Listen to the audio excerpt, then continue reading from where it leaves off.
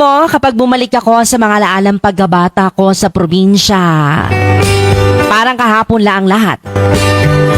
Yung simpleng buhay, yung bang mga bagay dati, Madi, na hindi mo pinapansin pero ngayon, namimiss mo na.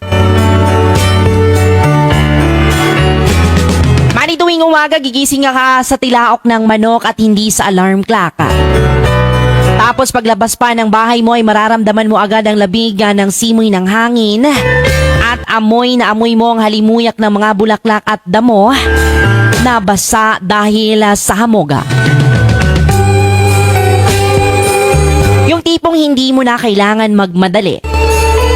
Dati, yung bang walang cellphone na hawak-hawakan, kundi pamalo lang ni nanay kapag late ka nang gumising.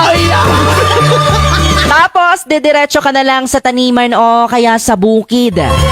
Hindi pong mag-harvest ka na lang ng prutas o gulay, mga kaibigan. Laging may mga alagang kambing o mga hayop at iba't ibang hayop pa yan. Kaya bago pa man makakain sa agahan ay kailangan mo munang unahin na pakainin ang mga alagang hayop na manok at baboy.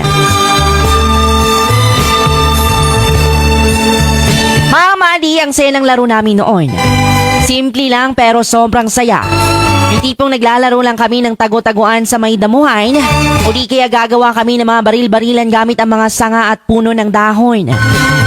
Di na kailangan ng gadgets noon, mga kaibigan, kasi sapat na ang kalikasan para mag-enjoy ka.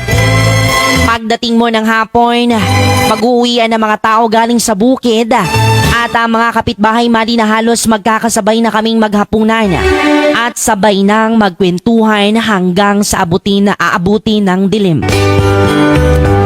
Yung tipong kahit simpleng buhay lang sa probinsya, dama mo ang saya at katahimikan.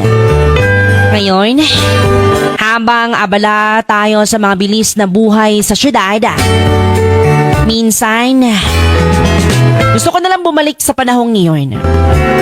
Doon dahil simpleng buhay kung saan walang masyadong iniintindi, kundi kung paano ka lang magiging masaya.